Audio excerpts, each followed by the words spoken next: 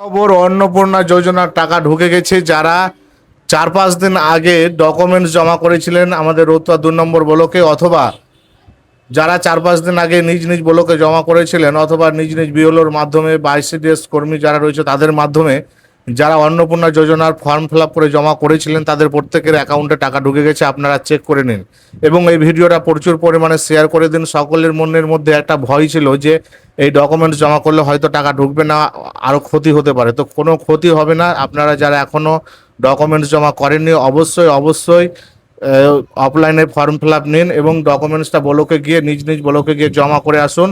আপনাদেরও অ্যাকাউন্টে টাকা ঢুকে যাবে। আজকে আমার নিজের ওয়াইফের, আমার নিজের পরিবারের দুজনের অ্যাকাউন্টে টাকা ঢুকে গেছে।